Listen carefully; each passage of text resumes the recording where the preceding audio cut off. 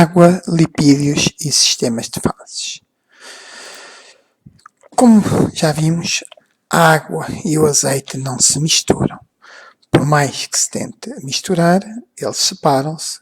Costumamos até dizer que a verdade é como o azeite vem sempre ao de cima. E isto acontece porque são líquidos com características diferentes. A água é um líquido polar, o azeite, no fundo, é composto por triacilgliceróis ou triglicerídeos e é um líquido apolar. Para misturar aquilo que não se mistura, temos que recorrer à elaboração do que podemos chamar uma maionese. Ou seja, temos que formar emulsões. Estas emulsões, ao contrário do que acontece nos solventes, nas soluções de solventes, são definidas não pela quantidade, mas pelo tipo de substância que se encontra na interface. Ou seja, quando temos soluções, habitualmente dizemos que o solvente é o que está em maior quantidade. No caso das emulsões, não é isso que se passa. E o que define se a emulsão é de óleo em água ou de água no óleo é o tipo de substância que vai aparecer na interface. Coloca-se então a questão do que é que estabiliza as emulsões. Como é óbvio, a parte mais importante são exatamente aquelas tais substâncias a que chamamos detergentes. Para além disso, vamos ter ainda um segundo aspecto que é a viscosidade. Apesar dos detergentes serem mais importantes, eu vou olhar primeiro para a viscosidade. A viscosidade é uma medida da resistência de um líquido ao fluir ou ao ser deformado. É aquilo que muitas vezes se chama uma medida reológica. A chamada reologia é a ciência que estuda o escoamento da matéria e as suas deformações. Por exemplo, a deformação de um sólido quando é exercida uma pressão sobre ele, ou, no caso do líquido, a resistência ao escoamento. E que muitas vezes é medida exatamente pela viscosidade. Uma forma muito simples de se medir a viscosidade, a que chamamos de viscosidade relativa, é fazer escoar um determinado volume do líquido através de um tubo com um capilar na ponta.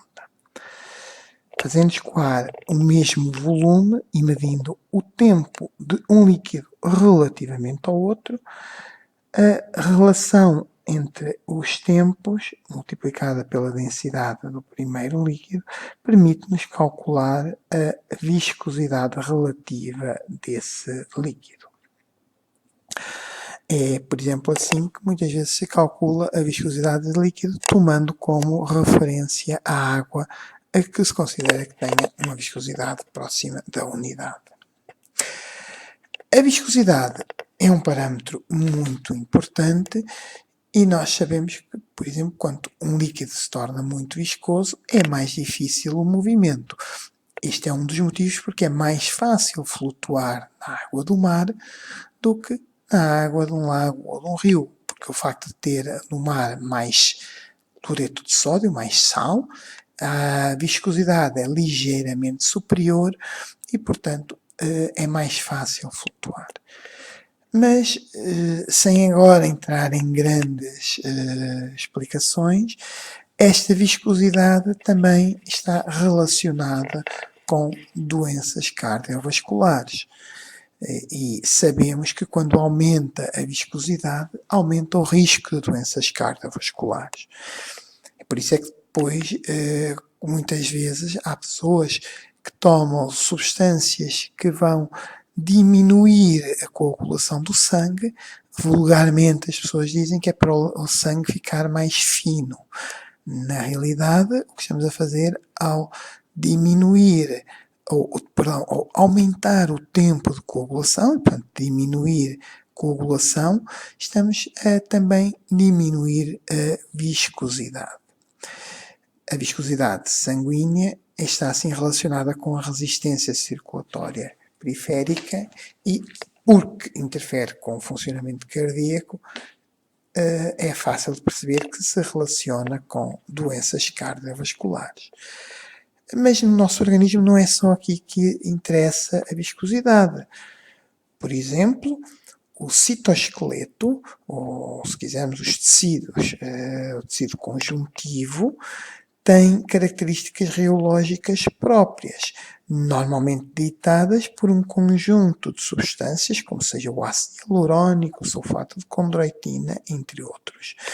E, por exemplo, os micro-organismos, para penetrarem no nosso organismo e causarem infecções, produzem muitas vezes substâncias que exatamente degradam estes compostos, como por exemplo as chamadas hialuronidases, que são enzimas que degradam o ácido hialurónico, diminuindo assim a viscosidade e permitindo a sua entrada no nosso organismo.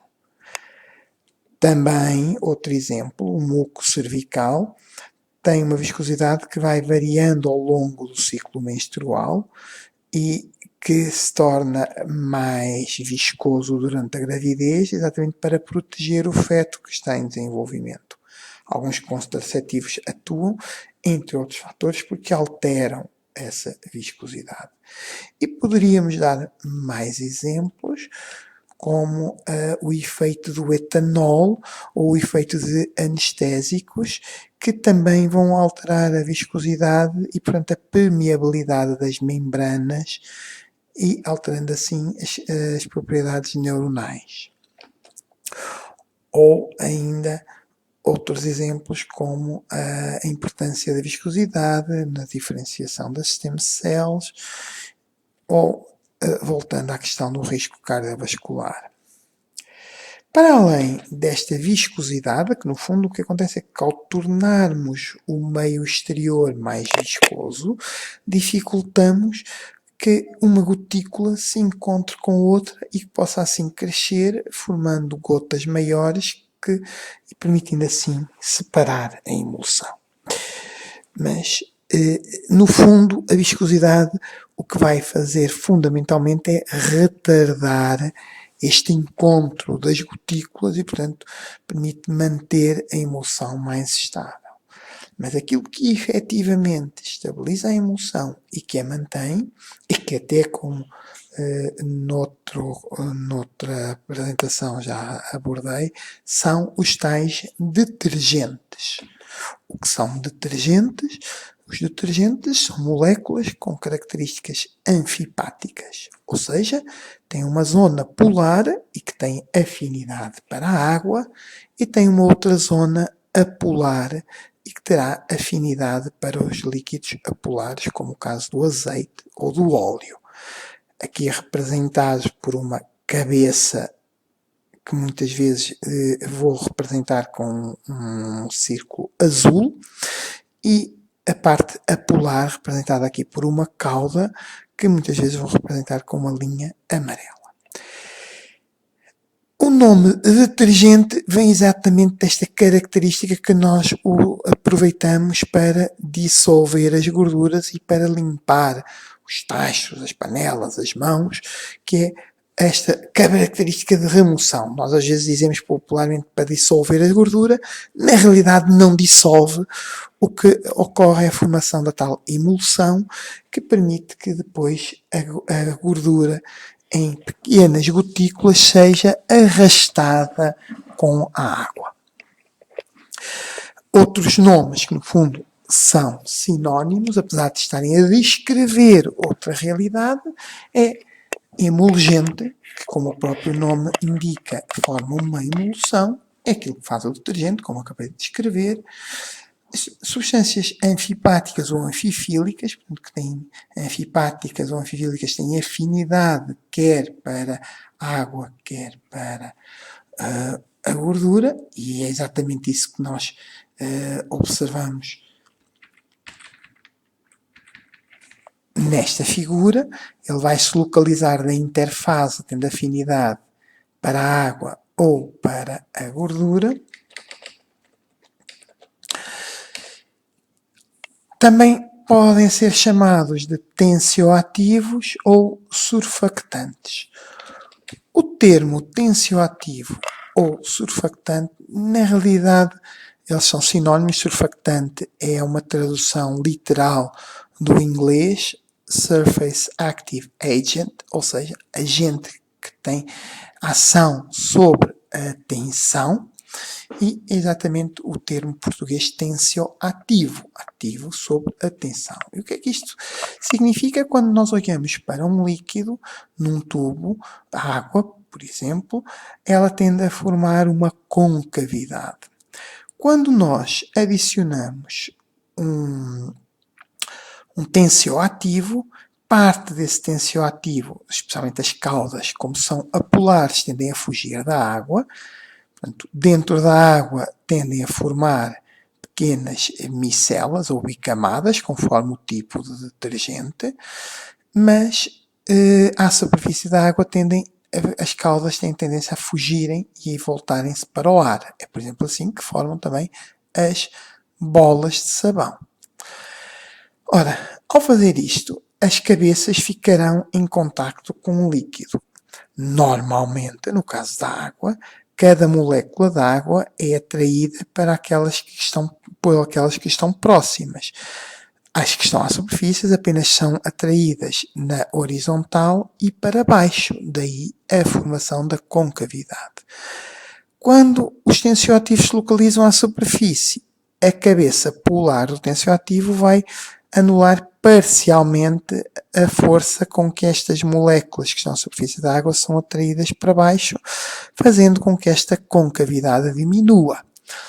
E daí o nome de tensioativos, alteram a tensão superficial. E é o que acontece, por exemplo, nos tanques ou nos lagos, em que temos aqueles insetos, os alfaiates, que vivem à superfície, têm umas patas largas e que permite que flutuem à superfície da água devido à tensão superficial, mas quando juntamos um tensioativo, eles já não vão conseguir, porque esta força à superfície é menor e a sua massa já será suficiente para penetrar na água e, portanto, eles já não vão conseguir estar. Não vamos ver insetos à superfície de água onde, por exemplo, um tanque onde se lavou a roupa, porque a tensão superficial será menor. Normalmente, e como vimos aqui nesta figura, às vezes aparecem pequenas unidades monómeros que podem ir entrando nas micelas e podem entrar e sair.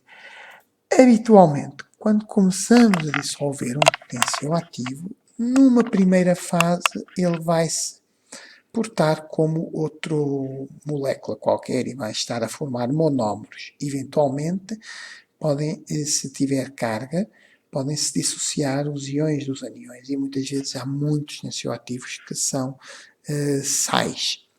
Portanto, eles vão se separar, tal e qual acontece, por exemplo, com o cloreto de sódio. No entanto, quando se aumenta a concentração, a partir de determinado valor, estas moléculas anfipáticas tendem a agregar-se formando micelas. Já vimos que se formam micelas de óleo em água ou água no óleo, vai depender da sua estrutura geométrica. E a concentração a partir do qual ocorre esta mudança chama-se concentração micelar crítica e corresponde exatamente à alteração das propriedades, deixando de estarem dissolvidos como monómeros e passando a formar micelas. Vamos ver noutra apresentação vários exemplos de tensioativos, como sejam os sais biliares, o colesterol, os fosfolípidos e os sabões.